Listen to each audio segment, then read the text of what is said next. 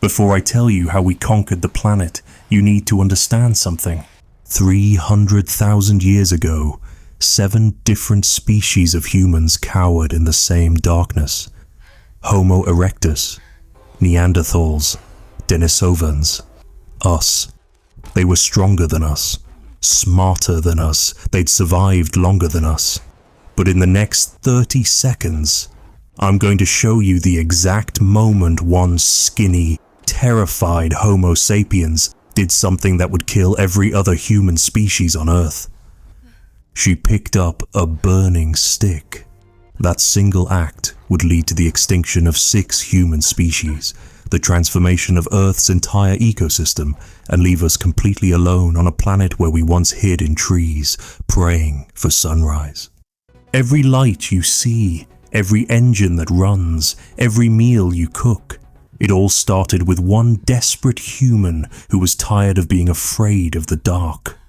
This is the story of how fire turned the weakest ape into the only ape, how we weaponized chemistry before we knew what chemistry was, and how every other human species learned too late that we weren't playing with fire.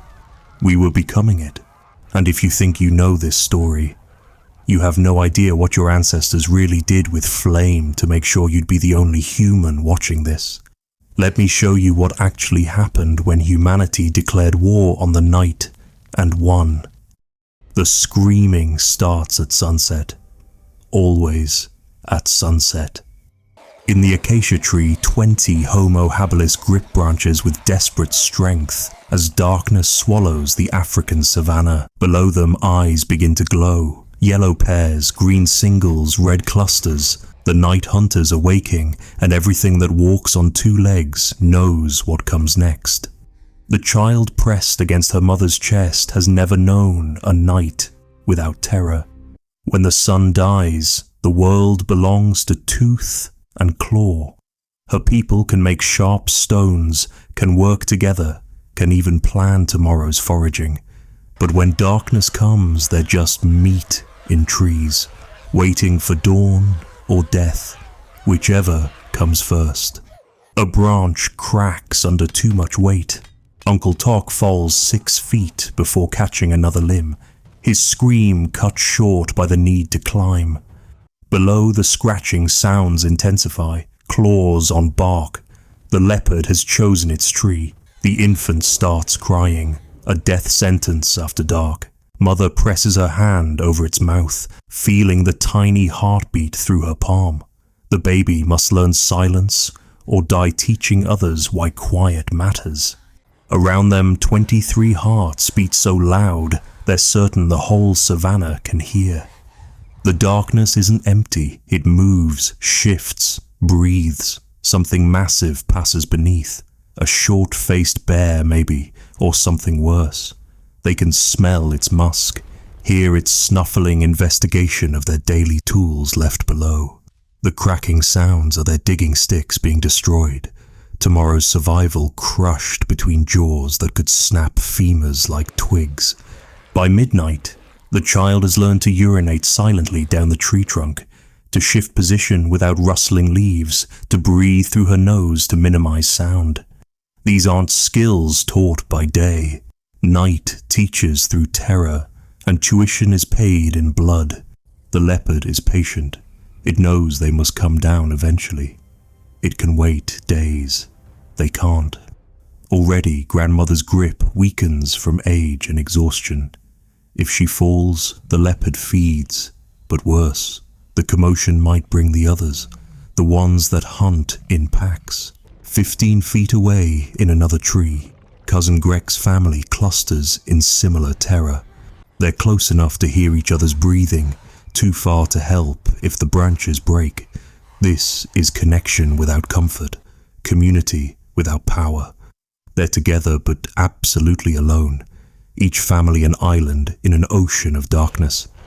The sounds below are wet now. Something found the baby antelope they'd killed at noon, cached in branches they thought were high enough. The feeding sounds, tearing, crunching, satisfied growls, remind them they're not special. They're just prey that learned to climb. Dawn comes like resurrection.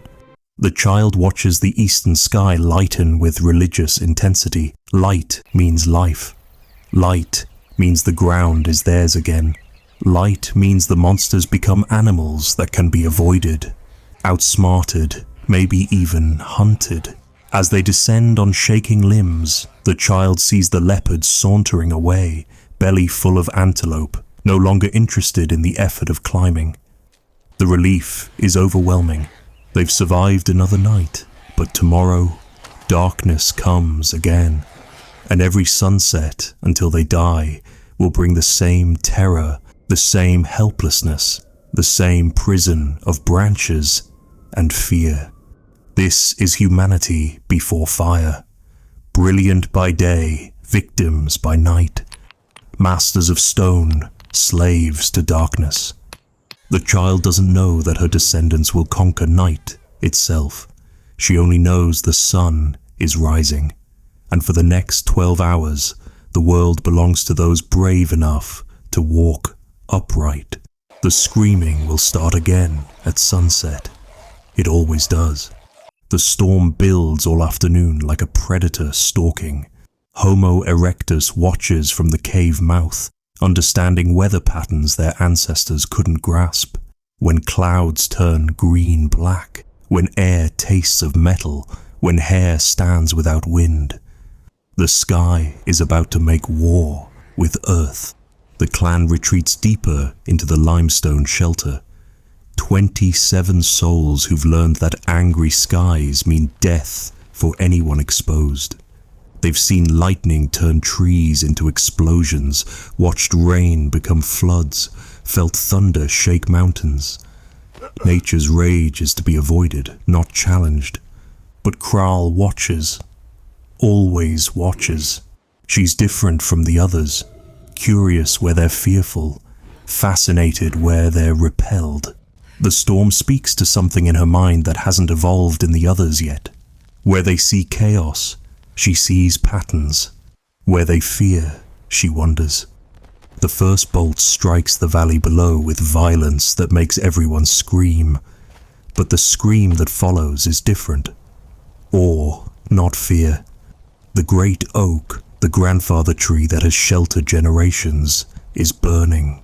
Orange flowers bloom from its crown, eating branches, transforming wood into light. The clan retreats deeper, but Kral steps forward. She's seen fire before, grass fires sparked by lightning racing across savannas, but always at distance, always running away. This fire is trapped, contained by the rain, feeding on one tree. This fire is catchable. Her mate, Bron, grabs her arm as she moves toward the cave entrance. His eyes plead, but Kral's mind is already racing through possibilities. Every winter they lose members to cold. Every night they huddle in terror. This burning tree is warmth, light, power. The rain intensifies, but the oak's heart burns, protected by its own bulk. Kral grabs a branch, dead wood kept for digging, and starts down the slope.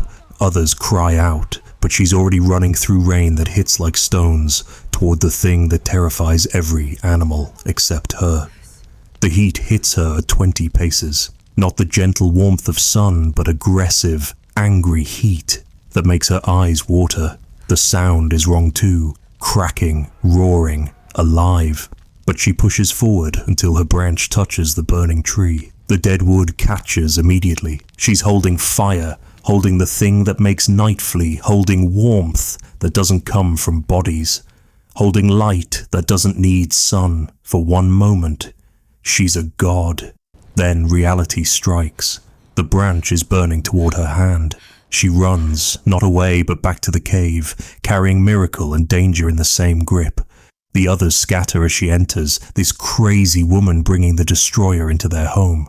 But Kral knows. She feeds the flame with dry grass from their bedding, then twigs, then branches. The cave transforms. Shadows dance on walls that have never seen shadow. Warmth spreads like invisible honey.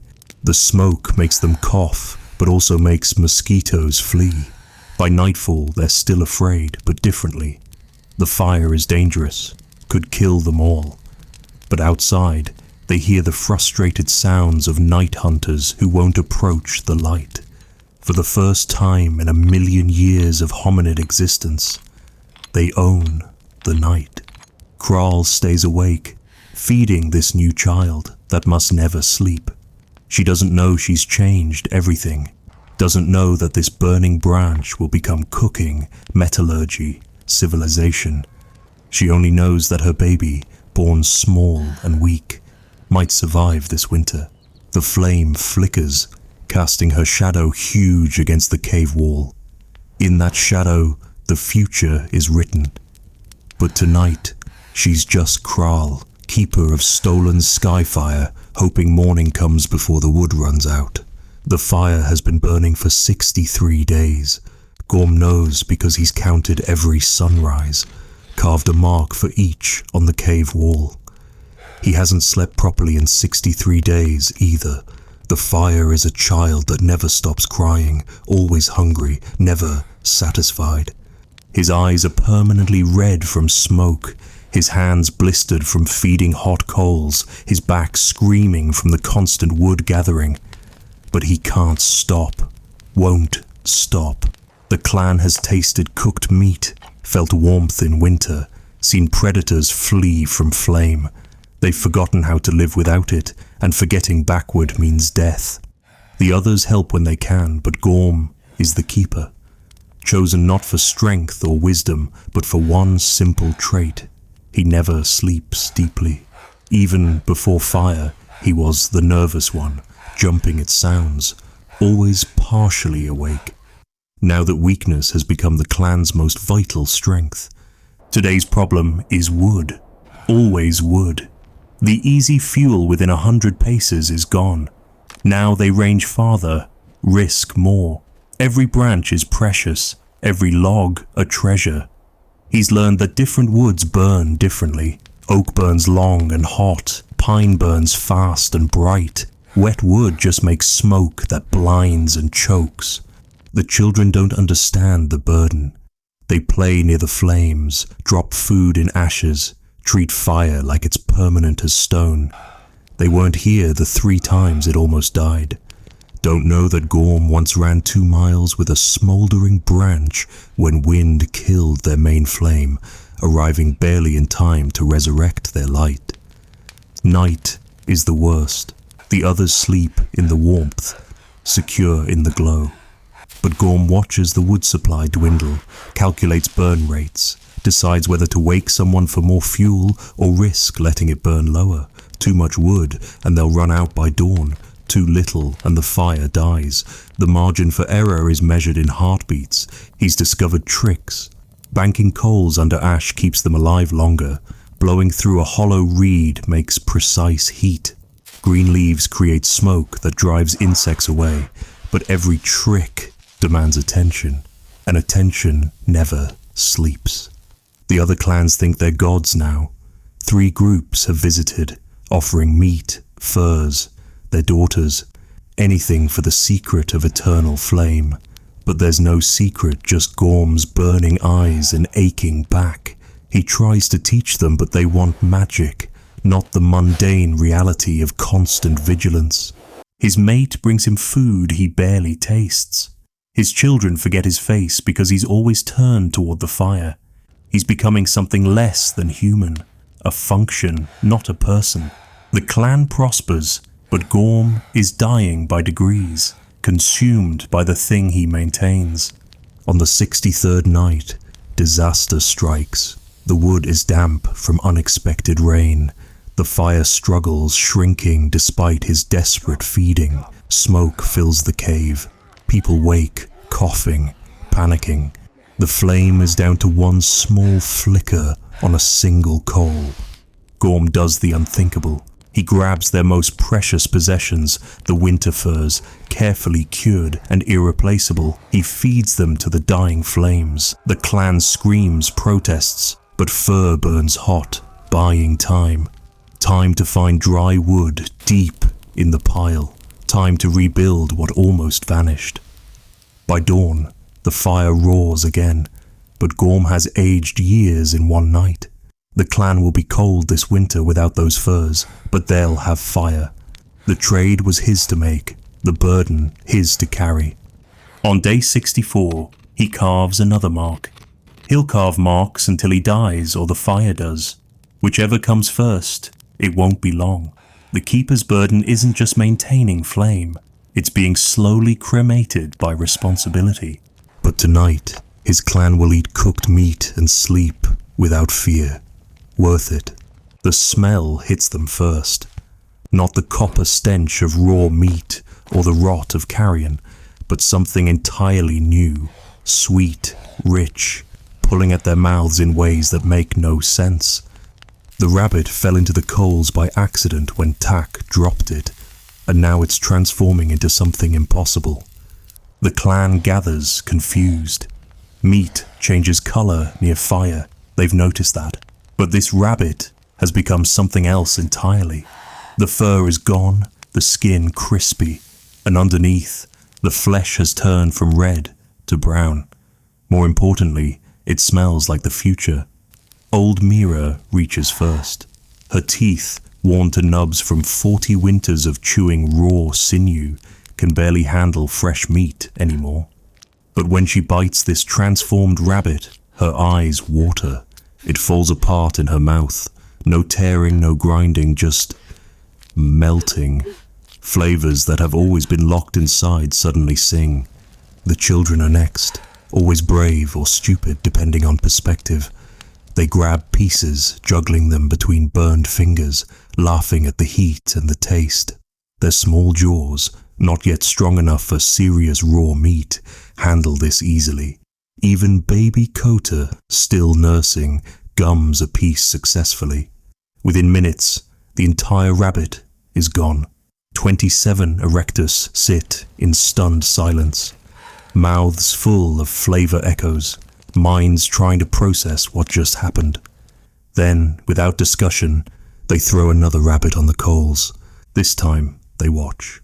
The meat sweats, then sizzles. The smell builds like a story.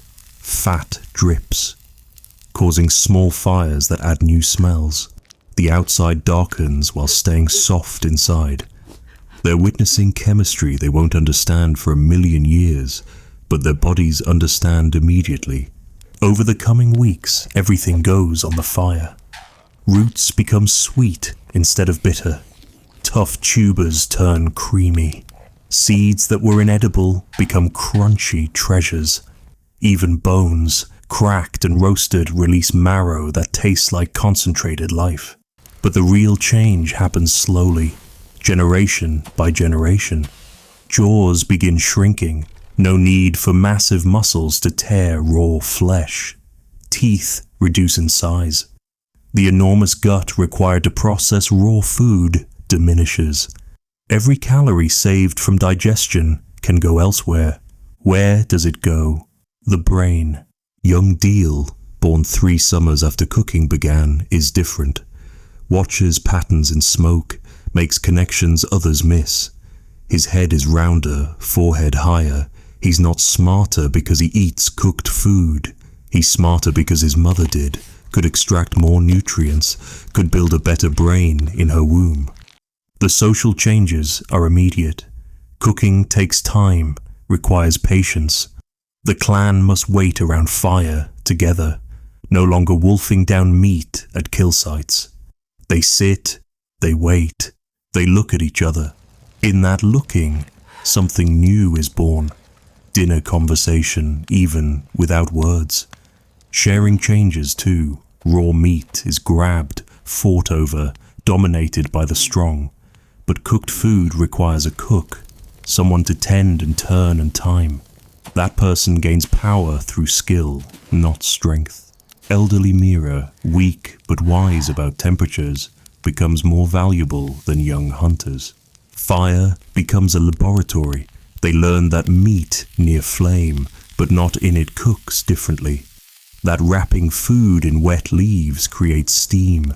That burying tubers in coals makes them sweeter than surface roasting. Every meal is an experiment, every cook a scientist.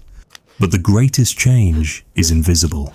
Parasites that plagued them for millennia die in the heat. Bacteria that shortened lives vanish. The constant low-grade infections that sapped energy cease. They don't know why they feel better. Only that cooked food brings strength raw food never did. By year's end, they can't imagine eating any other way. When neighboring clans visit, still gnawing raw bones, they look like animals. The Erectus offer them cooked meat. Watch their eyes widen, know they're spreading revolution one meal at a time. Cooking isn't just about food, it's about transforming energy itself, extracting more from less, turning their bodies into more efficient machines. Machines that can support bigger brains. Brains that will someday wonder how this all started. It started with Tark dropping a rabbit. The clumsiest moment in history. The accident that would create consciousness itself. The cave bear owns the mountain's best shelter. 300 square feet of dry limestone, protected from wind, facing south for morning sun. Perfect for raising cubs. Perfect for surviving winter. Perfect for the 30 Erectus who need it more. But the bear is 1,200 pounds of muscle and fury. Claws like curved daggers, jaws that crack femurs for fun. It's owned this cave for 6 winters. The bones scattered at the entrance. Wolf, leopard, and yes, human, advertise the price of trespassing. Karg studies the bones, particularly the human skull. Puncture marks match the bear's canine spacing perfectly. This was his brother, who tried to take the cave 2 winters ago with spears and courage. Both failed against Ursine Rage. But Karg has something his brother didn't. Fire on a stick. The torch took days to perfect, not just any burning branch. That would die too quickly. This is pine, rich with resin, wrapped with dried grass, coated with animal fat. It will burn for an hour, maybe more. Long enough for what must be done. 20 Erectus spread in a semicircle at the cave mouth. Each carries a torch, and behind them 5 more carry bundles of extras. This isn't a hunt, it's an eviction. They've watched the bear's patterns for weeks, know it returns from foraging at dusk. The sun is setting now. The smell announces it first, rank musk of apex predator. Then, the shambling sound, confident and unhurried. Why hurry when nothing challenges you? The bear rounds the rock outcrop and stops, confused. Its cave entrance glows with dancing light. Creatures stand where they shouldn't exist. It rises on hind legs. 12 feet of evolutionary perfection. The roar shakes stones loose from above. This display has sent entire wolf packs running. But the humans step forward, not back. Their torches wave in practiced patterns, creating a wall of fire. The bear charges, 1,000 pounds at 30 miles per hour. The humans scatter, but coordinated like they've rehearsed. The bear pursues Karg, who runs toward the cliff. At the last second, Karg dives left. The bear skids, nearly going over, rage making it stupid. When it turns, the torches have reformed, closer now. The bear's eyes weren't made for bright light. The flames blind, confuse. It swipes at the nearest human, but they're already dancing back, replaced by another with fresh fire. The bear is fighting the sun itself. The first torch thrown hits its shoulder, singing fur. The bear screams, not a roar but something higher, more disturbing. It's never been burned before. Never felt pain it couldn't fight. The second torch lands on its back, then another, and another. The smell of burning fur fills the valley. The bear rolls, trying to extinguish flames, but more torches fly. The humans aren't trying to kill it. Death would take too long. They're teaching it that this place brings only pain. The bear breaks. The king of the mountain runs like a cub from thunder. It crashes through brush, over rocks, anywhere away from the dancing flames and creatures insane enough to throw them. Behind it, the humans howl, not words but pure triumph, the sound of the weak discovering strength. But Karg knows this is just beginning. They've taken the cave, but keeping it means maintaining fear. Every night, guards with torches will stand watch. Every morning, they'll burn bear dung found nearby, reminding it of defeat. The bear will return, testing, probing for weakness. One night without fire, and there'll be bones at the entrance. The cave is theirs, but the price is eternal vigilance. Fire gave them power to challenge giants, but fire demands feeding, tending, protecting. They've traded one master for another, but this master they can control. 3 nights later, the bear does return, sees the torches, remembers pain, leaves. Each night it returns a little less frequently, until eventually it finds another cave, lesser but free from flame. The Erectus children play where bears once raised cubs.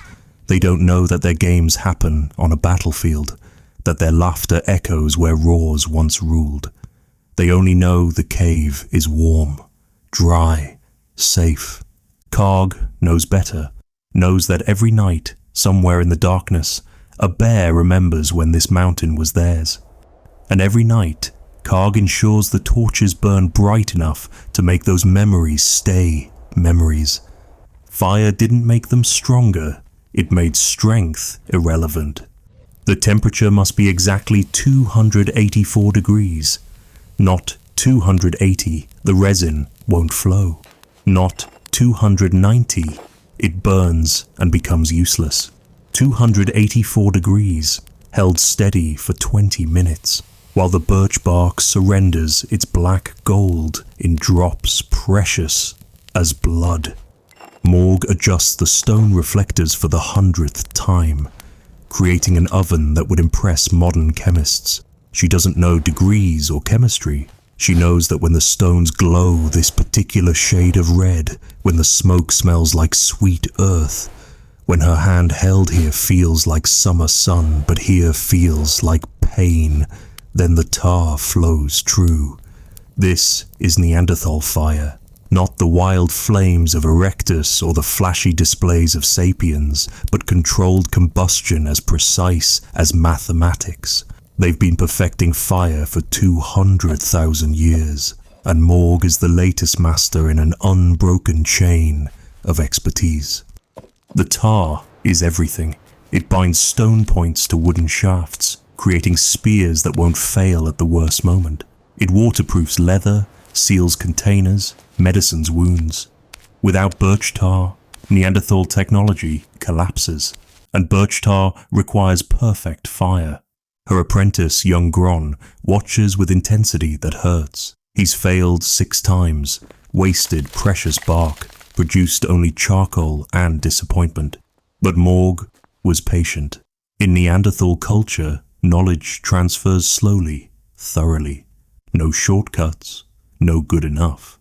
Perfect or worthless. The setup is architectural. 3 flat stones angled to concentrate heat, a ceramic vessel fired at even higher temperatures last summer to catch the tar, the bark arranged in specific patterns learned through centuries of trial. Air holes placed precisely to create the oxygen-starved environment that transforms solid wood into liquid tool. Around them, the clan works at other fires, each specialized. The cooking fire, managed by elderly Tova, runs cooler but steadier. The warmth fire in the sleeping area burns low and long, more coals than flame. The guard fire at the cave entrance blazes bright, fed with resinous pine that creates light predators avoid. But the masterpiece is the hardening fire. Kron, the spearmaker, heats flint to exact temperatures that reorganize the crystal structure. Too hot and it shatters, too cool and it won't hold an edge. He's learned to read heat by color, sound, even smell. His points are art that happens to kill. This is what sapiens don't understand when they spy on Neanderthal camps. They see fire. Neanderthals see a dozen different tools that happen to involve combustion, like calling both a hammer and a microscope metal things. The birch tar begins flowing, black liquid, impossibly sticky, gathering in drops that join into streams. Morg makes a sound, not quite word, not quite song, and Gron scrambles to position the catching vessel. This is the critical moment. Move too fast and disturb the temperature, too slow and lose precious tar to ground. They'll get maybe 2 ounces from this burn, enough to haft 5 spear points or waterproof a small container. In sapiens camps, they waste 10 times this amount through impatience, creating toxic smoke and worthless char. Neanderthals know better. Resources are finite. Perfection is survival. As the tar cools, Morg lets Gron test it. The consistency must be exact, tacky but not liquid, firm but not brittle. He rolls it between fingers, learning through touch what she learned from her master 60 winters ago. This is how knowledge moves through deep time, hand to hand, fire to fire. That night, the clan gathers around the social fire, not for warmth. The cave is comfortable, but for light that extends day into darkness.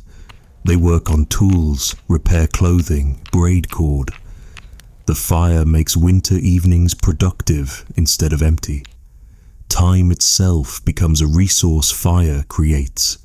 A sapiens trading party visited last week, offering shells for tar. They watched Morg work, tried to memorize the process, but they missed the subtleties, how humidity changes temperatures, how bark age affects yield, how moon phases influence sap flow. They saw technique. Neanderthals feel it in their bones. Gron will practice for 5 more years before he's allowed to make tar alone. By then, he'll know 50 types of fire, each with its own purpose, personality, and demands. He'll be able to create heat as precise as any modern thermostat, using only stones, wood, and 200,000 years of accumulated wisdom. This is Neanderthal fire, not bigger, not hotter, perfect. The smoke is wrong. That's what alerts the Neanderthal sentries first.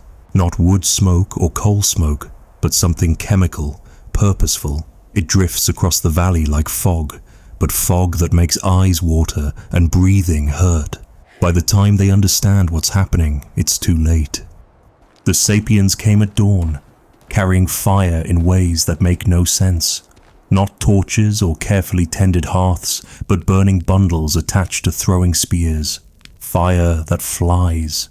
Fire that explodes on impact, scattering burning pitch that sticks to fur, skin, anything it touches. Garrick, the Neanderthal chief, has seen sapiens before. Usually they trade, sometimes they fight, occasionally they mate, but this is different. These sapiens move like water, flowing, coordinated, inevitable, and they bring fire as a weapon, not a tool. The attack isn't on the Neanderthals directly, it's on their world. The sapiens ignite the forest upwind, creating a wall of flame that drives all game away. They burn the nut groves that take decades to mature. They poison water sources with ash and char. This isn't war, it's erasure. Young Neanderthal warriors charge with their perfect spears, points hafted with precision tar. But sapiens don't stand and fight. They retreat, throwing more fire bundles, creating barriers of flame. When Neanderthals pursue through smoke, they run into pre-positioned stakes, hidden in the haze. The sapiens leader, tall, lean, with eyes that never stop calculating, directs the burning like a conductor. Hand signals send groups to ignite specific areas. They're not randomly burning. They're sculpting disaster, creating a trap made of combustion and wind. What Neanderthals don't understand is that sapiens have turned fire into technology, not just controlled flame, but chemical warfare. They've learned that green pine creates toxic smoke, that certain fungi thrown on flames create hallucinations, that oil from certain seeds makes fire that water can't extinguish. The Neanderthal children flee to the sacred cave where their ancestors are buried, where the eternal flame has burned for 1,000 years, but sapiens have planned for this too. They don't attack the cave, they smoke it, sealing most entrances, feeding wet wood into the remaining gaps. Not enough smoke to kill quickly, but enough to make staying impossible. By noon, the Neanderthals are scattered, families separated, territory lost. Technology that took centuries to perfect, abandoned in the chaos. The sapiens move through the burned landscape like it's normal, wearing mudded hides that resist fire, breathing through wet leather masks. This is how sapiens fight, not with strength, but with chemistry. They've discovered that fire plus knowledge equals domination. Every plant that burns differently is catalogued, every wind pattern memorized. Fire isn't their servant, it's their soldier. Old Mira, the last Neanderthal tar maker, watches from a distant ridge as her workshop burns. Generations of knowledge turning to smoke. The ceramic vessels exploding from heat. The stone reflectors she spent years perfecting scattered like dice. The sapiens boy who throws the torch into her workspace is younger than her grandchildren. But the cruelest blow comes at sunset. The sapiens don't occupy the taken territory. They just leave it burned, useless, destroyed. This wasn't about resources or living space. It was about removing competition. They've learned that Neanderthals can't quickly adapt, can't easily relocate. Destroy their place, and you destroy them. The surviving Neanderthals flee north, to colder places where sapiens don't yet venture, but even there, the smoke follows. Every summer, more valleys burn. Every spring, fewer places remain untouched. The sapiens are terraforming Europe with fire, making it a place where only they can thrive. Garrick's daughter finds him 3 days later, dying from smoke inhalation. His last words are confusion. Why would anyone destroy what could be shared? The Neanderthal mind, built for direct confrontation and honor, can't comprehend strategic annihilation. She doesn't know she's witnessing the future of warfare. Fire is no longer just warmth and light. In sapiens' hands, it's become intelligence weaponized, chemistry deployed, landscape transformed into weapon. The strange fire the sapiens bring isn't just different flames. It's a different way of thinking about fire. Not as a tool to master, but as a force to unleash. Not as something to perfect, but something to innovate. The smoke clears, but the message remains. Evolve or burn. The Neanderthals, perfect as they were, couldn't do the former fast enough to avoid the latter. Before fire, mating was animal, quick, functional, driven by estrus and opportunity. Darkness meant sleep or terror, nothing between. But now, as flames dance in the hearth, something unprecedented happens. Tam looks at Lyra across the fire, and for the first time in human evolution, someone falls in love with how light plays on another's face. The evening starts like every other. The clan of Homo Sapiens fed, warm, secure in their cave as darkness owns the world outside. But fire has given them something no species ever had. Time after sunset that isn't about survival. Empty hours that demand filling. And in that emptiness, the human heart evolves. Tam has known Lyra since childhood, but Firelight makes her new.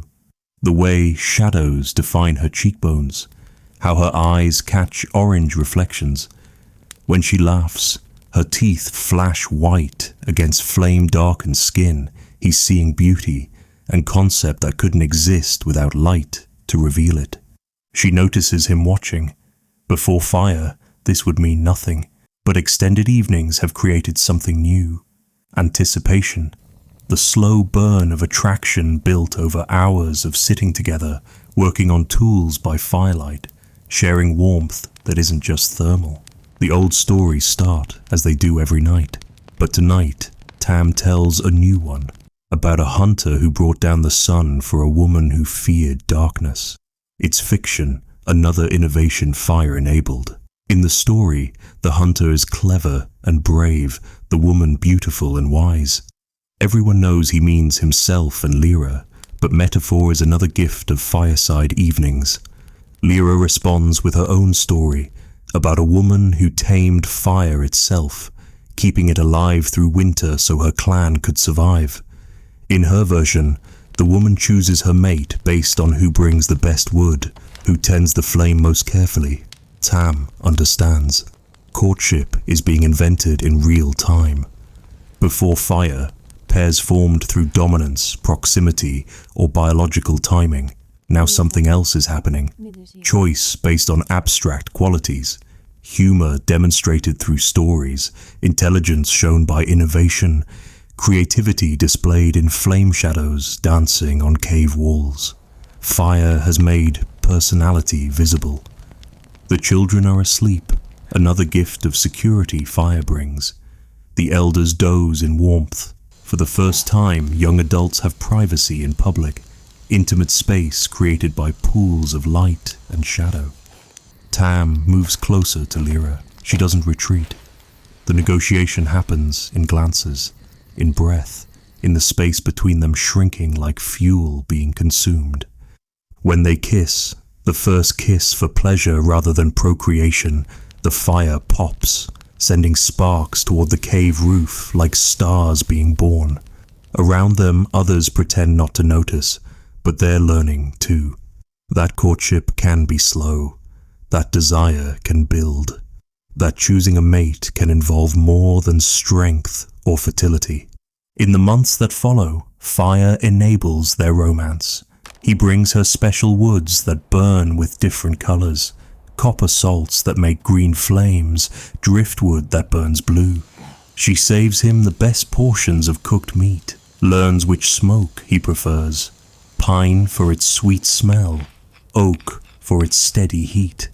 They develop signals. When she banks the coals a certain way, it means meet her when others sleep. When he adds specific kindling, it's an invitation to sit beside him. Fire becomes their language, their messenger, their witness. The pregnancy, when it comes, is different too. Not the usual consequence of spring hormones, but planned, discussed by firelight. They've watched other couples, learned what works and what doesn't. Fire's extended evenings have created wisdom about relationships, passed through stories and observation. When the baby arrives, it's born into firelight. The first thing it sees isn't darkness or blinding sun, but gentle, controlled flame. The infant will grow up taking for granted what changed everything. That night can be conquered, that cold is optional, that love can be performed rather than just felt. Years later, when Tam and Lyra are old, they still tend the same fire that witnessed their first kiss.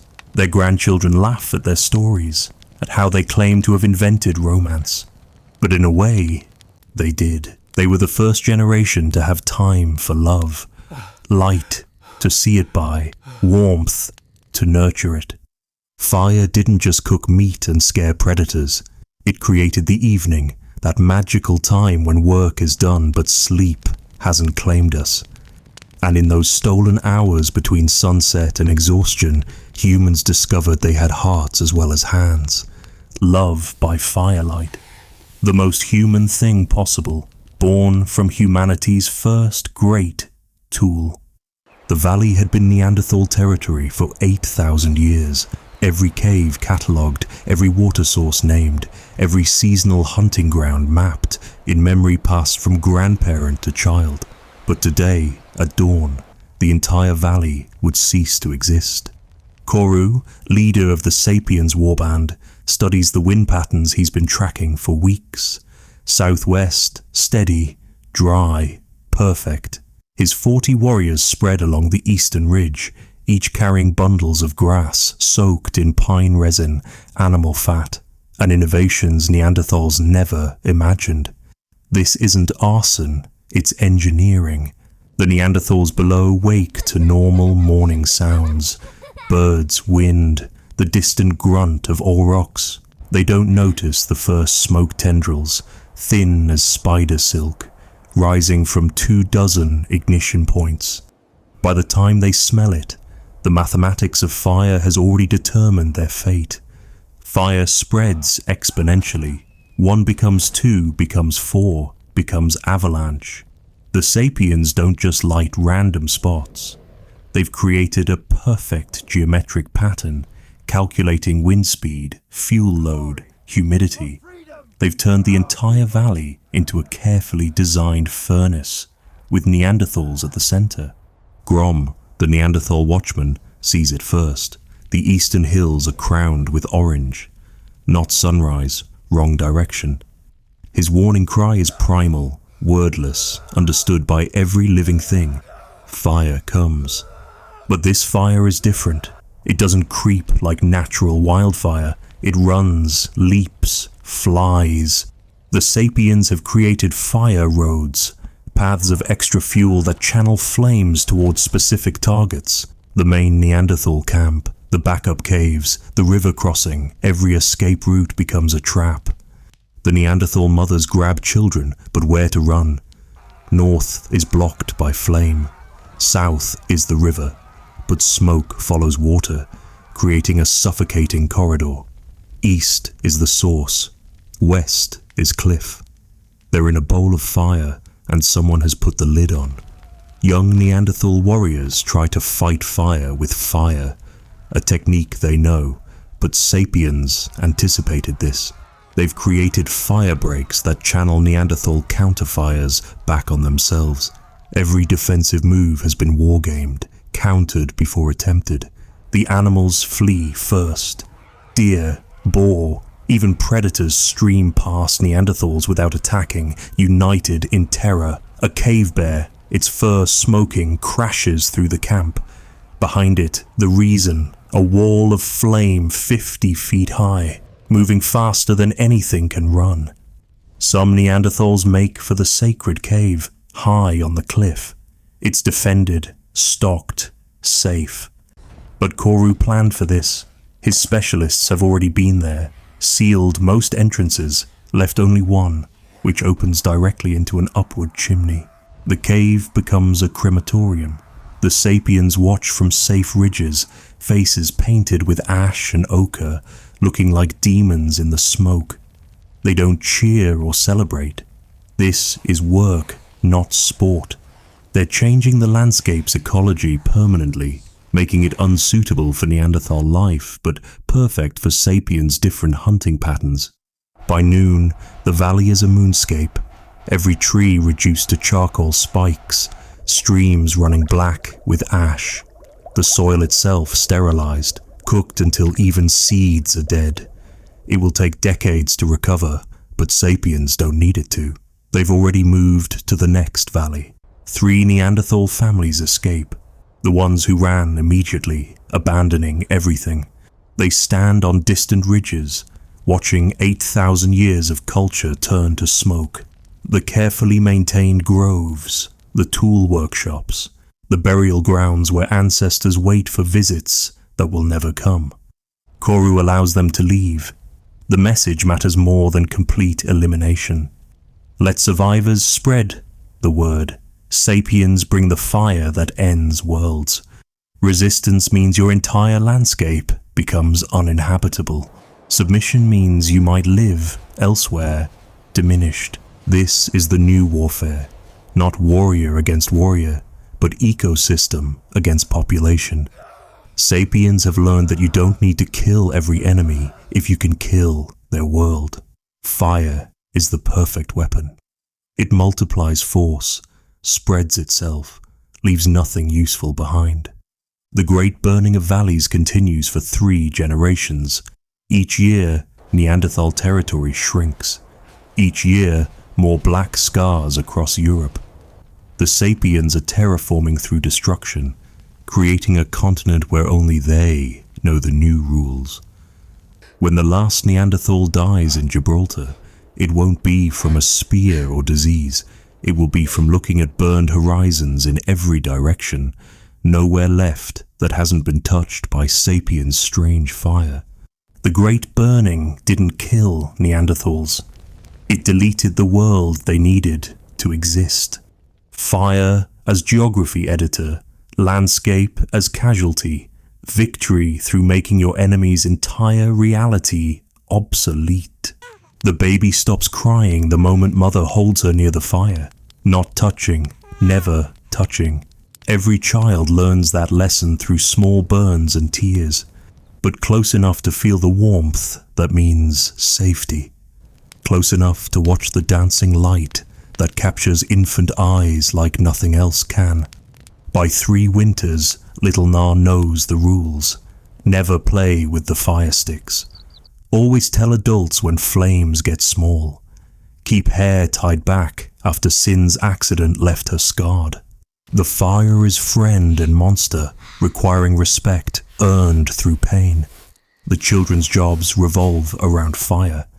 Gathering kindling, dry twigs that snap, never green ones that smoke. Blowing gently on coals to wake them, lungs learning the exact pressure that brings flame without scattering ash. Watching for spark catchers, those dangerous floating embers that could ignite the whole shelter. But fire transforms childhood beyond chores. Evening means stories now, not immediate sleep when darkness falls. Grandfather's tales grow elaborate in flickering light. Shadows become mammoths on cave walls. Fingers create dire wolves that chase across stone. Children learn their people's history through performances only fire makes possible. The games change too. Who can hold their hand closest to flame longest?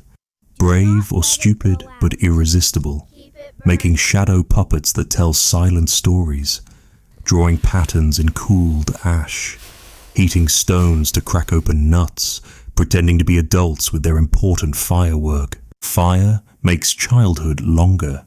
Before, children became adults when strong enough to contribute.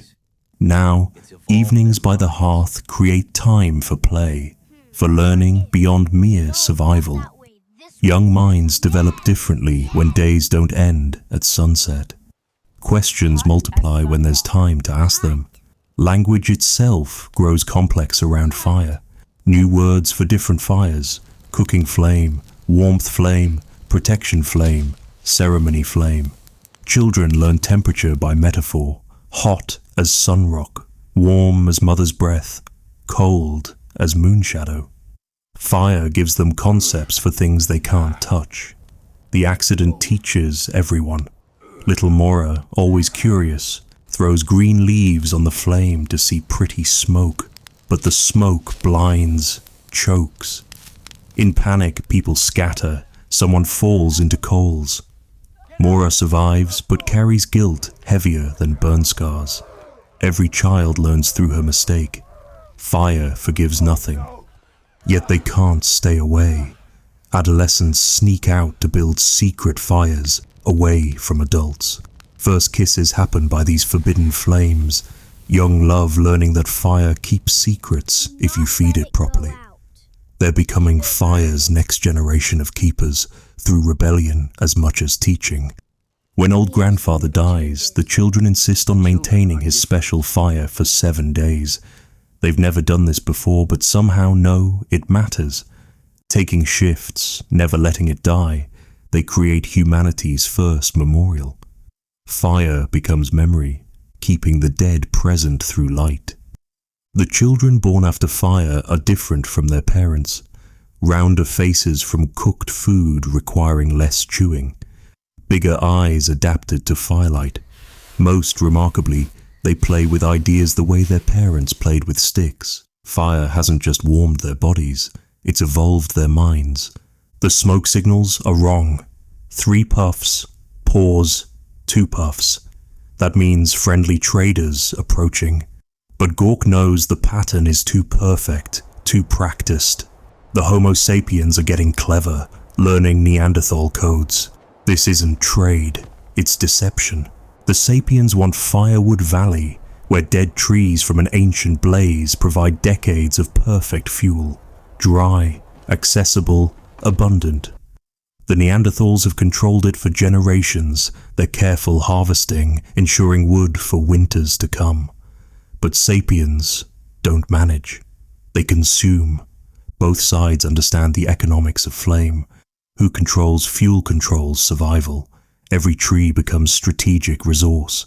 Every good coal-producing hardwood is worth fighting for. The old days of sharing fire are over. Now fire means power, and power means conflict. The first skirmish happens at dawn. Sapiens try to steal burning branches from Neanderthal outpost fires, running torches back to their cold camps. But Neanderthals are ready. They've surrounded their fires with cleared ground, thorn barriers. The thieves are caught, beaten, sent back without flame or dignity. Escalation is inevitable. Sapiens discover Neanderthals' secret tar pits, where pine resin is carefully extracted for waterproofing and hafting. One night, they don't steal tar. They set the entire pit ablaze. The explosion is visible for miles, raining flaming pitch that ignites forest. 3 Neanderthal children die in the inferno. Revenge comes through deprivation. Neanderthals know every firestone source. Flint that sparks, iron pyrite that catches flame. They systematically destroy these sites, crushing stones to powder, mixing them with mud. If Sapiens want fire, they'll have to maintain it constantly without backup. One mistake means freezing. The Sapiens respond with biological warfare. They burn poison oak upwind of Neanderthal caves. The smoke causes rashes, temporary blindness, respiratory agony. Not fatal, but debilitating enough to make fire tending impossible. Camps go cold while everyone suffers. Winter raises stakes to deadly levels. A Sapiens child freezes to death when Neanderthals successfully extinguish their only fire during a blizzard. The grieving mother leads a suicide raid, carrying burning pine packed with volatile resin. She dies destroying the Neanderthals' main fuel store, taking their winter survival with her. Some try peace. A young Neanderthal woman and Sapiens man meet secretly, sharing fire knowledge between species. She teaches him the subtle art of coal banking. He shows her how to create fire bundles that burn for hours unattended. Their child will carry both traditions, but neither tribe accepts the mixing. The war creates innovation through desperation. Sapiens develop portable fire, ember carried in hollow bones packed with fungus. Neanderthals' perfect underground fire chambers that enemies can't detect or destroy. Both sides get better at fire because both sides keep trying to deny it to others. The fighting transforms landscapes. Strategic burning creates barriers, destroys resources, sends messages. Entire valleys become blackened no-man's lands where neither species can survive. The wars are making both groups migrate, spreading fire knowledge farther than peace ever could. By the time exhaustion forces truce, both species are forever changed. They've learned that fire is property, territory, weapon. The innocent flame that once united against darkness now divides in daylight. Every hearth is political. Every spark is strategic. Fire inverts nature's rules. The prey that hides in darkness, the predators that own the night. Suddenly humans make new laws. Kesh leads the first night hunt, carrying flame into darkness like declaring war on fear itself. The torches are weapons of terror more than light. Deer freeze when fire approaches, evolution having taught them that running toward flame means death. They stand paralyzed, eyes reflecting orange as spears find their mark. What took days of tracking by daylight takes hours by firelight. Cave bears, invincible in their dark dens, become vulnerable. Hunters no longer wait for bears to emerge. They bring fire to the darkness, smoking them out, turning sanctuaries into traps. The bears, blind and confused, stumble into prepared killing grounds. The apex predator becomes prey. But night hunting demands different skills. Distance judgment fails in flickering light. Shadows move independently from their sources. Every tree becomes potential enemy, every sound magnified. The hunters must unlearn daytime instincts, develop night minds. They discover that predators fear fire, but prey doesn't always flee. Rabbits, mesmerized by flames, can be approached close enough to grab. Birds, roosting and reluctant to fly in darkness, become easy targets. The torchbearer becomes the most important hunter, controlling what others see and what sees them. Fishing transforms completely. Night torches draw fish to surface like magnet pulling iron.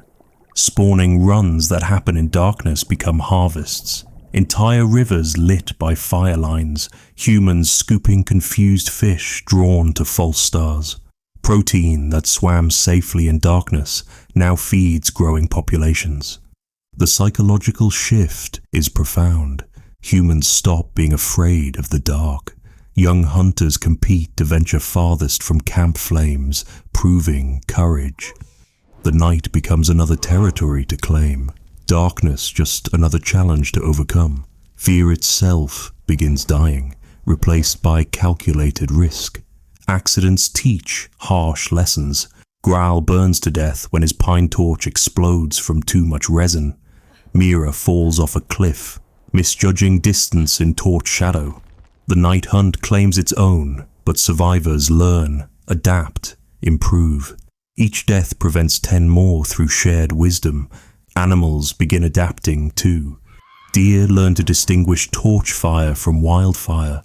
Predators hunt the edges of human flamelight, picking off distracted hunters. An evolutionary arms race begins, driving both predator and prey toward greater intelligence. Fire is forcing every species to think harder. Communication evolves for night work. Whistle signals that carry farther than words. Torch movements that convey complex messages. A language of light develops. Rapid waves meaning danger, slow circles meaning gather, thrown torches meaning run. Humans become fluent in flame. The social dynamics shift. Night hunters gain special status, their courage and skill providing feast when day hunters return empty. They develop their own rituals, songs, scarification patterns. A guild of darkness conquerors who carry flame where flame shouldn't go. Women join night hunting, their lighter footsteps and often better night vision making them superior stalkers. The darkness erases physical advantages of size. In Firelight, cunning matters more than strength. Gender roles blur when you can't see who holds the spear. Night hunting makes humans supernatural to other species, creatures that move in darkness, bringing portable suns, killing when killing shouldn't happen. Every species' survival manual must be rewritten. The firebearers have broken nature's oldest rule. Day creatures sleep when darkness comes. Ice crystallizes on cave walls. Breath becomes visible fog. Children cry from cold that fire can't quite defeat. This is the worst winter in memory, and the Homo Sapiens are learning that controlling fire doesn't mean controlling nature. But Yara has an idea that sounds like madness. Instead of bigger fires, she wants to move into the cold, not away from it, but toward it. North, where Neanderthals say no sapiens can survive. She believes fire makes the impossible possible. The preparation takes all autumn. They create portable fire systems, hollow gourds filled with coals, wrapped in wet leather that steams but doesn't burn. Fire-starting kits with dry fungus, flint, and pyrite distributed among everyone, even children. If one fire dies, 20 others can birth it again. The clothing revolution begins. Instead of simple furs, they create layered systems with fire-dried inner skins that trap warm air, mittens with pockets for hot stones, face masks with breathing holes positioned to warm incoming air using exhaled heat. Fire isn't just carried, it's worn. They move north in stages, each camp pushing farther into territories ice has owned forever. The cold is alien, hostile, murderous. But their fires burn differently here. Hotter, more efficient, the cold air creating better draw. They're learning that extreme cold makes fire stronger, not weaker. The ice caves astound them. Frozen waterfalls creating natural shelters. Ice so thick it insulates better than stone. They learn to build fires on stone platforms, preventing melt-through. The caves become warm bubbles in frozen hell, comfortable enough for babies to play naked while blizzards rage outside. Food changes in the cold. Frozen meat keeps indefinitely. No more racing rot, no more gorging before spoilage. They can hunt once, eat for weeks. Fire for cooking becomes less desperate, more artistic. They develop slow cooking in leather bags with hot stones, creating flavors warmth alone never achieved. The psychological victory matters most. Neanderthals always owned the cold territories, their thick bodies adapted for ice. But sapiens with fire can go where Neanderthals need no fire to go. Technology equalizes biology.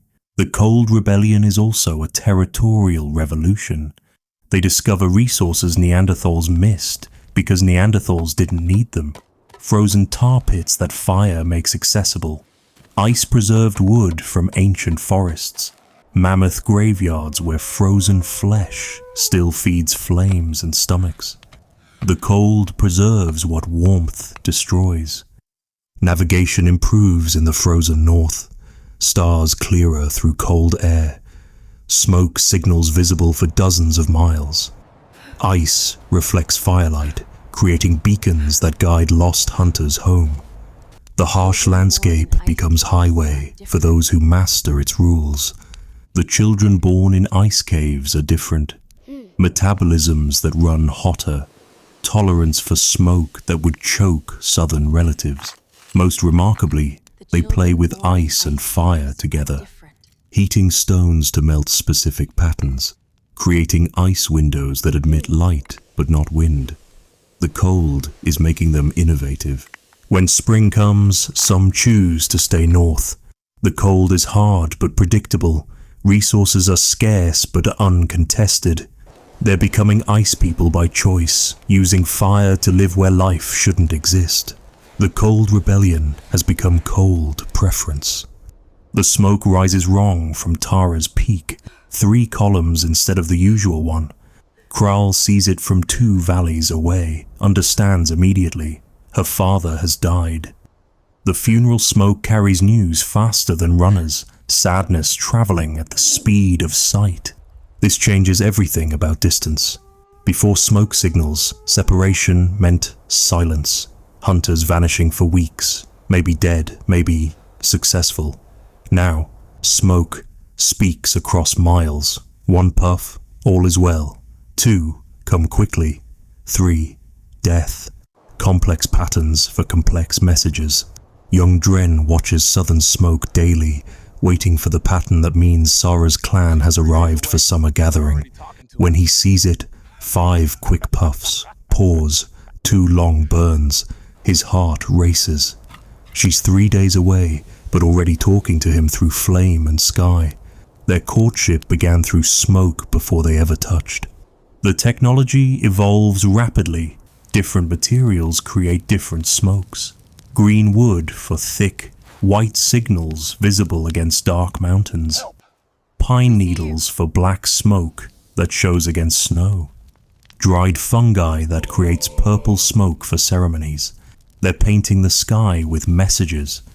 Navigation revolutionizes.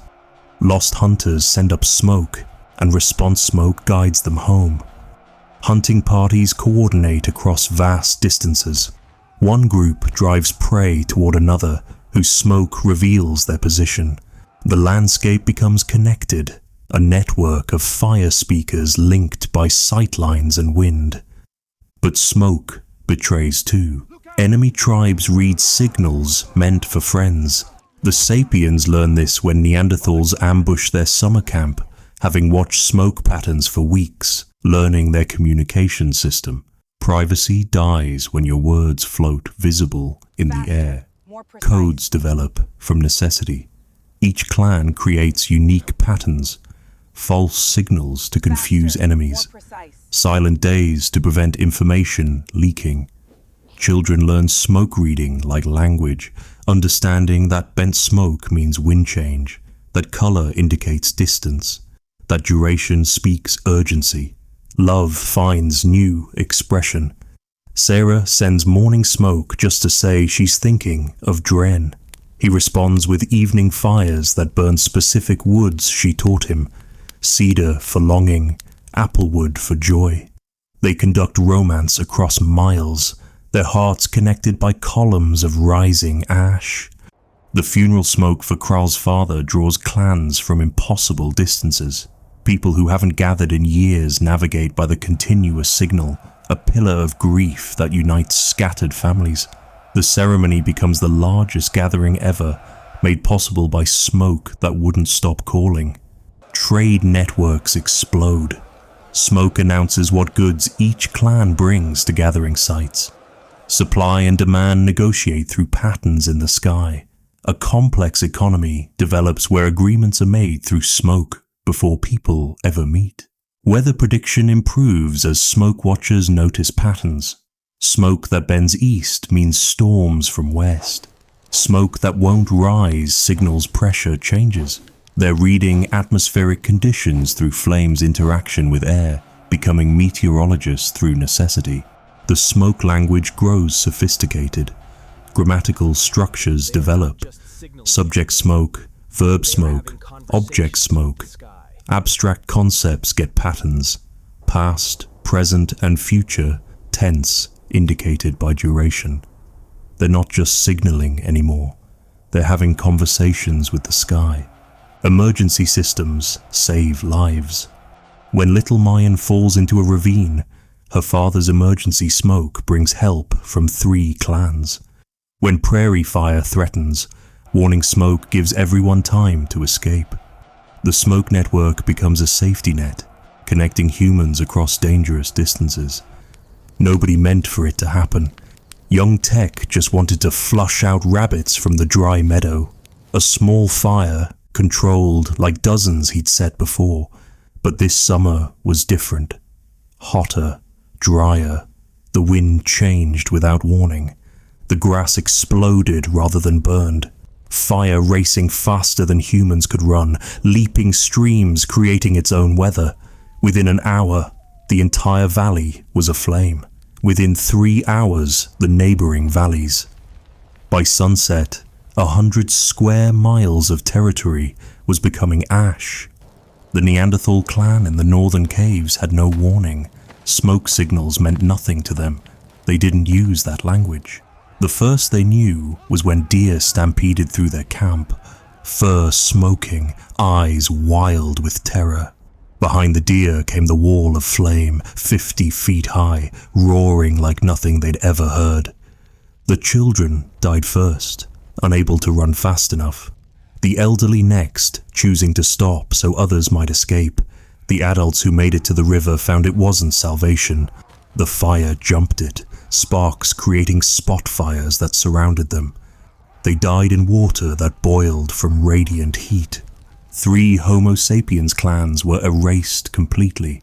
Their carefully maintained territories, fruit groves generations old, nut trees that fed hundreds, all became carbon in minutes. The survivors stood on distant ridges, watching their entire world transform into smoke that blocked the sun for days. But the animals suffered worst. Thousands of deer, rabbits, birds, everything that couldn't fly or run fast enough. The smell of burned flesh carried for miles, attracting scavengers who then themselves got trapped by shifting flames.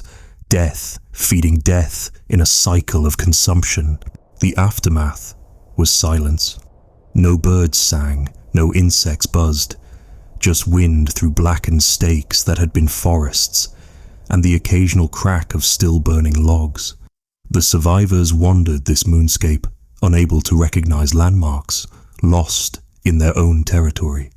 Starvation followed fire. Everything edible was ash. The animals that survived fled to distant territories. Streams ran black with soot, undrinkable. The mushrooms that usually grew after fires were toxic species that thrived on disaster. Even successful hunters found no wood for cooking fires. Everything combustible was already consumed. Disease came next. Burns that couldn't be treated properly. Lungs damaged by smoke. Water sources contaminated by ash and corpses. Children developed breathing problems that would last lifetimes. Pregnant women miscarried from stress and malnutrition. The fire kept killing long after flames died. The psychological trauma was worse. Tech never spoke again, his mind broken by the magnitude of his accident. Others developed terror of fire itself, unable to approach even cooking flames. Children woke screaming from dreams of burning. The tool that had defined human success became source of paralytic fear.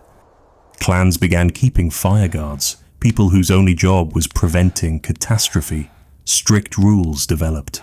No fires on windy days, no burning near dry grass, always having water or sand nearby. The accident created safety culture, but at the cost of thousands of lives. Some blamed the gods, saying humans had grown too proud with their flame mastery. Others blamed tech, though most recognized it could have been anyone. The randomness was the terrifying part. One wind shift, one extra dry season, one moment of inattention, and entire populations could vanish. The burned lands did eventually recover. New growth attracted game. Different plants colonized the ash-enriched soil. But it took generations. The humans who returned were descendants of survivors, inheriting traumatic memories of the day fire, stopped being servant and became monster again. The fires burned for 47 years without dying. Through wars, migrations, and plagues, someone has always fed it. This isn't just flame anymore. It's become sacred, carrying the essence of every hand that tended it, every prayer whispered to its light. Old Myra remembers when it was just a normal fire, lit from lightning strike. But when her daughter recovered from fever while sleeping beside it, when the hunters who warmed themselves before a desperate hunt succeeded, when babies born in its light survived while others didn't, pattern became belief, and belief became religion. The firekeepers are chosen as children, selected for qualities invisible but understood. Not the strongest or smartest, but those who stare at flames longest, who hear voices in the crackle, who dream of light.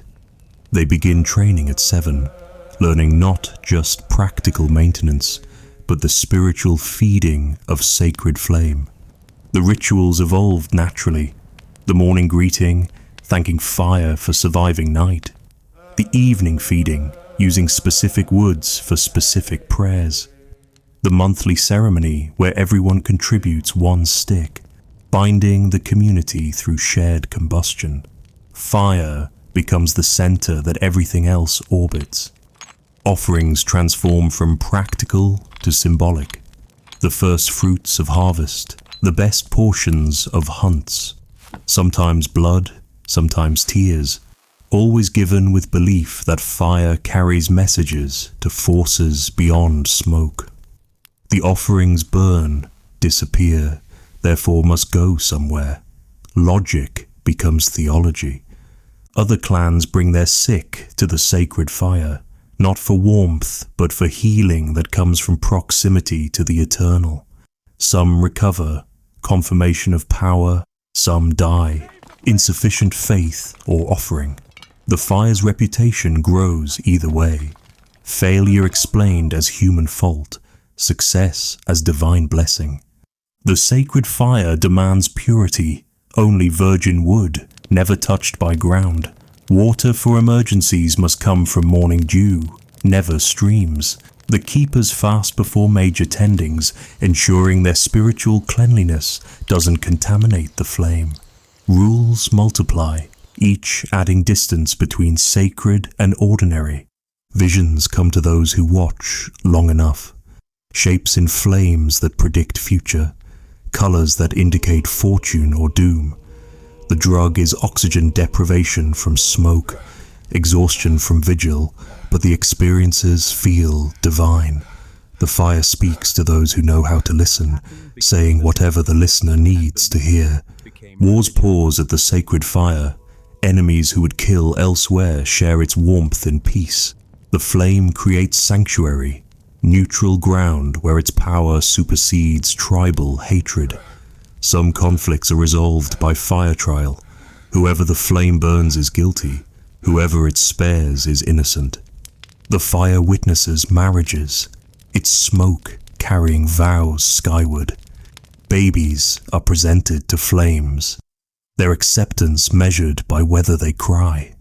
The dead are cremated in branches from the sacred woodpile, their essence joining the eternal combustion. Life events become legitimate only when fire witnesses them. When the earthquake comes, destroying the cave, the keeper's first action is saving the flame, carrying it in special vessels, protecting it with their bodies. 3 keepers die, ensuring its survival. The flame matters more than those who tend it. It has become larger than life. The new temple is built around the transported fire, stone walls that channel smoke skyward, platforms for observers, storage for offerings. What began as a campfire has become architecture's reason, humanity's first permanent structure built for belief rather than shelter. She is the last, the final Neanderthal who knows the old ways of fire, her clan dead, her species dying, but the flame she tends has burned since her grandmother's grandmother first fed it. Naima will not let it die, even if she must die keeping it alive. The Homo Sapiens avoid her cave, superstition keeping them distant. They've taken everything else, the valleys, the hunting grounds, the rivers.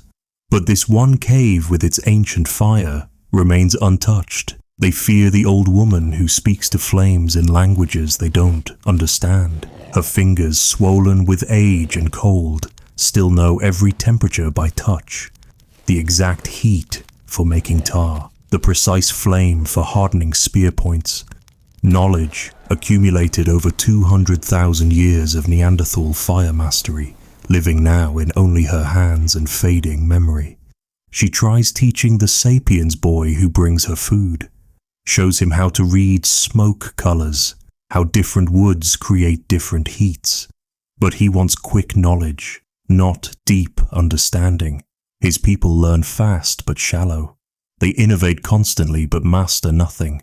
He stops coming when she won't share secrets that take lifetimes to learn.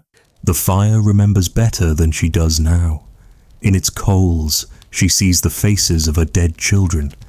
In its smoke, she smells the ceremonies of her youth. The flame has become her only conversation partner, the only thing that knew her world when her world was full. Winter is coming, and she has no strength to gather wood. She burns her sleeping furs, then her tools, then the sacred objects that should pass to descendants who don't exist. Each feeding of the fire is a goodbye to something irreplaceable. She's cremating her culture one artifact at a time. The Homo Sapiens girl finds her during the first blizzard. Naima is nearly frozen, the fire down to 3 small coals. The girl builds it back up with the aggressive, wasteful burning of her kind. Too much wood, too fast, but effective.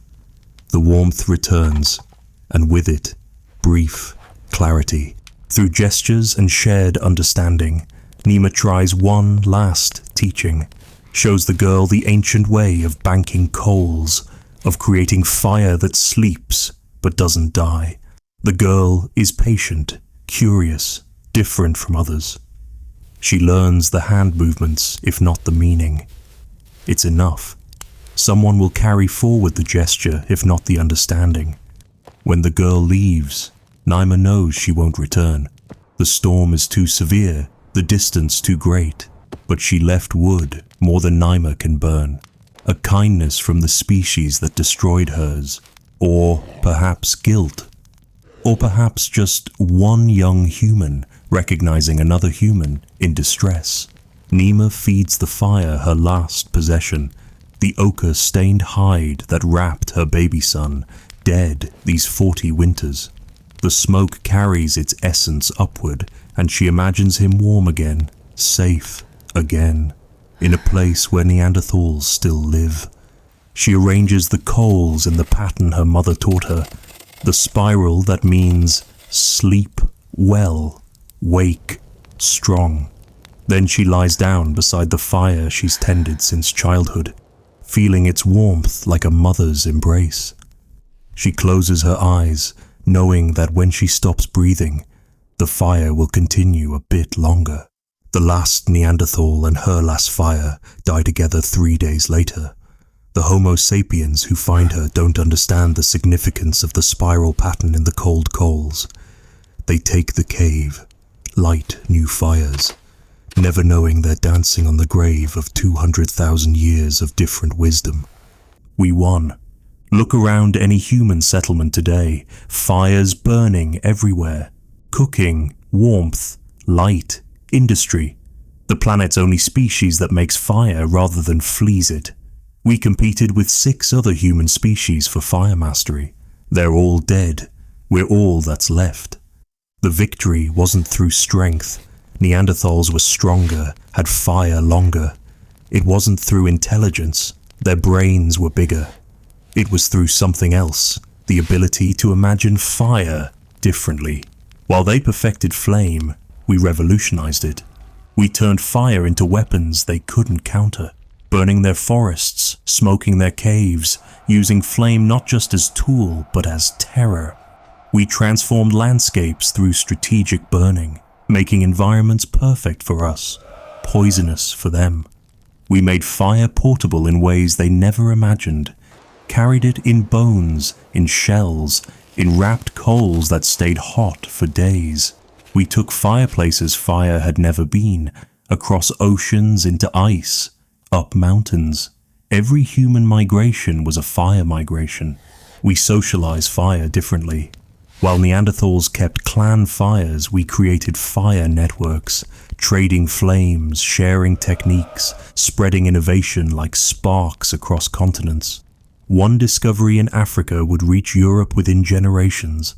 Our fire knowledge went viral before viruses were known. We mythologize fire, making it sacred, giving it meaning beyond heat. This wasn't just psychology, it ensured careful tending, communal responsibility, transmission of knowledge through religious rather than practical teaching. We convinced ourselves fire had souls, so we'd never let it die. We industrialized fire before industry existed, production lines of people maintaining different temperatures for different purposes, specialization that let some become fire masters while others hunted. We turned fire from survival tool into economic engine. Most crucially, we never stopped innovating. Every generation made fire do something new. Clearing land, signaling across valleys, creating smoke that killed insects, flames that worked underwater in oil-soaked sand. We pushed fire into uses nobody else imagined possible. Today's humans carry that legacy. Every engine burns fuel. That's fire. Every power plant creates heat. That's fire. Even your computer runs on electricity, probably generated by combustion. We're still the fire species, just with fancier ignition systems. The other human species who competed for fire mastery left no descendants, no legacy except fragments in our DNA. We absorbed what worked, discarded what didn't. Their fire knowledge died with them, except for what we stole, adapted, improved. When we learned to make fire whenever we wanted, not just preserve it but create it, we broke free from nature's rules. No longer dependent on lightning or volcanoes, we became the gods of combustion, creating light and heat from nothing but knowledge and will. But mastery came with costs. We burned forests that took millennia to grow, changed atmospheric chemistry, drove countless species extinct through habitat destruction. The same fire that cooked our food and warmed our nights also scorched Earth into desert. We sit now as the only human species on a planet we've transformed through combustion. Every city glows with artificial fires. Every vehicle carries controlled explosions. We've built a civilization on the foundation of that first stolen lightning, that first maintained flame. From trembling Homo Habilis fleeing darkness to modern humans splitting atoms, another kind of fire, the journey has been about mastering combustion. We are what we are because we learned to burn things. And we're alone because we burned better than anyone else. Fire made us. Fire saved us. Fire isolated us. We're the masters of combustion on a planet where everyone else is just fuel. The transformation is complete, from fire's victims to fire's only masters. The flame still burns. In every engine, every power plant, every candle, every match. We won the fire wars. Now we rule alone, warming ourselves at flames that remember when there were others who knew their secrets.